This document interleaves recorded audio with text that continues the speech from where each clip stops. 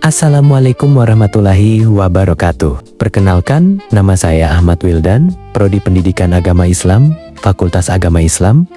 Saya mahasiswa semester 3 di Universitas Muhammadiyah, Prof. Dr. Hamka. Di sini saya akan membahas materi tentang apakah zakat bisa menggantikan pajak berdasarkan fatwa dan juga regulasi di Indonesia di mata perkuliahan Fikih Kontemporer dengan dosen pembimbing Dr. Eni Gusniarti, M.E. Selamat menyaksikan teman-teman. Bagi umat Islam di Indonesia, pertanyaan, apakah zakat bisa menggantikan pajak? Sering muncul karena keduanya sama-sama mengurangi harta kita. Sebagai negara dengan penduduk muslim terbesar di dunia, Indonesia punya sistem ganda yang membuat sebagian orang merasa bayar dua kali. Di satu sisi, ada kewajiban zakat dari agama. Di sisi lain, ada kewajiban pajak dari negara. Dalil-dalil tentang zakat. Wa aqimus sholawata wa atuz zakah warka'u ma'ar-raki'in. Dan dirikanlah solat, tunaikanlah zakat, dan rukuklah beserta orang-orang yang ruku. Ayat ini menunjukkan betapa eratnya hubungan antara solat dan zakat. Keduanya selalu disebut berdampingan. Tentang kewajiban menaati pemerintah. Ya ayyuhalladzina amanu, ati'ullaha wa ati'ur rasul, wa ulil amri minkum. Fa in tanaza'tum fi syai'in, farudduhu ilallahi war rasul, in kuntum tu'minuna billahi wal yaumil akhir. Dzalika khairun wa ahsanu ta'wila. Hai orang-orang yang beriman, taatilah Allah dan taatilah Rasul-Nya dan ulil amri di antara kamu. Quran Surat An-Nisa ayat 59. Ulil amri di sini termasuk pemerintah yang sah. Dalam sejarah Islam pun, Khalifah Umar bin Khattab pernah menerapkan berbagai pungutan untuk kepentingan negara selain zakat. Perbedaan mendasar antara zakat dan pajak. Dari sisi agama, zakat adalah ibadah murni. Ketika kita bayar zakat, kita dapat pahala karena itu perintah langsung dari Allah.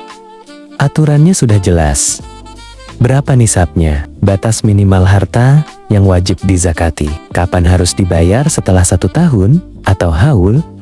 Berapa kadarnya 2,5% untuk harta simpanan? 5-10. Untuk hasil pertanian, DST, dan kepada siapa harus disalurkan 8 golongan yang disebutkan dalam Al-Quran.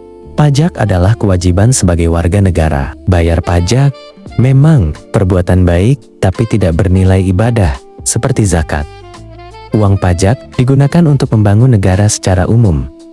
Jalan, rumah sakit, sekolah, gaji, pegawai negeri, dan berbagai keperluan negara lainnya untuk semua warga negara tanpa membedakan agama. Pendapat para ulama yang memisahkan zakat dan pajak. Syekh Yusuf Al-Qaradawi, ulama terkemuka yang bukunya Fiqh Az-Zakat menjadi rujukan utama tentang zakat, dengan tegas mengatakan bahwa zakat dan pajak itu berbeda dan tidak bisa saling menggantikan. Beliau bilang, zakat itu hak Allah yang wajib ditunaikan, sementara pajak adalah hak negara. Jadi, Muslim yang baik harus bayar keduanya. Ulama yang memberikan kelonggaran, ada juga ulama seperti Syekh Muhammad Abduh dan Syekh Rashid Ridha yang memberikan pandangan lebih fleksibel.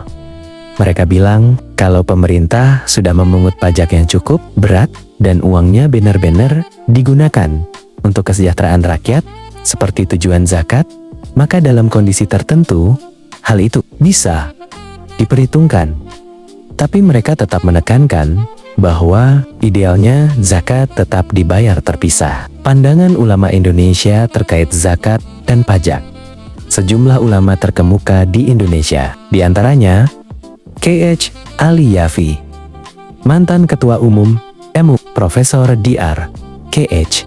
Ali Mustafa Yakub, dan Profesor Dr. K.H.